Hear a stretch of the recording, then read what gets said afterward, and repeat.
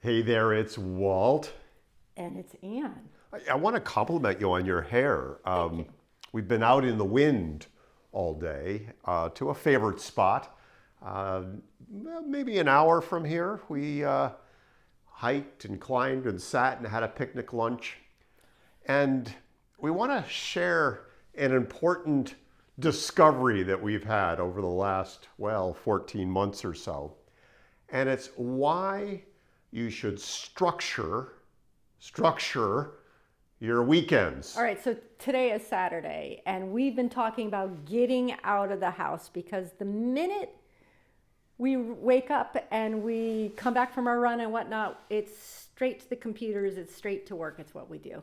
We do it because we love doing it. But even today, we talked about we were going to make a break and go out and do some hiking. The first thing I found myself doing was getting lost in the computer. It's that easy. Yes. So we talk a lot, and we've shared a lot of programs around yearly planning and quarterly planning and weekly planning and daily planning for our business. It's almost paradoxical that you need or should plan and structure. I want to draw the distinction between planning and structuring the weekend. We've had the experience where we will plan the weekend to take time off. Ooh, what does time off look like? For entrepreneurs and business professionals. What is this thing, Right. time off? So time off comes like we start reading and then we gravitate to our work. Well, 'cause we love our work. We get lost in writing copy or or following up on ideas. It's really easy to go down rabbit holes. And of course, in the last 14 months, when everybody's been working at home, the time parameters have just blurred, and there are no distinctions between the beginning of the day and the end of the day. The beginning of the week and the end of the week, and weekend is the same thing as the weekday, and thus the problem, because without structured time off, what you get are little burnt husks at the end of the day, and burnt husks aren't great for this, and it's not good for your clients and your customers.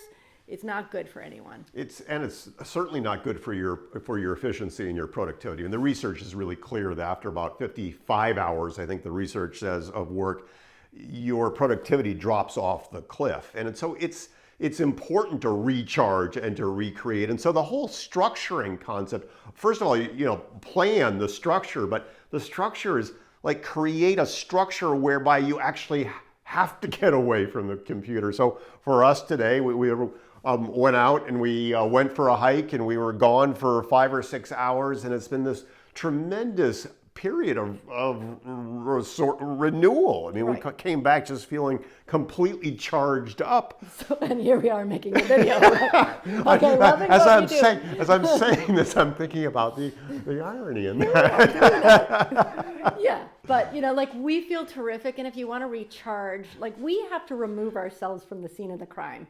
Yes. Like we have to pull ourselves out. We Structurally pull ourselves out. Yeah, because we recognize that if left to our own druthers. And there's nothing wrong. We're in the midst of a couple of books right now that talk about how those of us who are passionate about our work, we do get lost in it. And there's nothing wrong with that, except that life becomes a little bit unidimensional and flat, and things do suffer. Health and wellness suffers, relationships suffer, our other interests suffer. And so regardless of what those other things are, whether they be hobbies or avocations or sports or art or entertainment or whatever it is, actually creating the structure, the formal structure that almost requires you to step out of the fray, to get away from the computer, to get away from the office, to get away from the Zoom screen. This is not Zoom, by the way. No, it's not Zoom.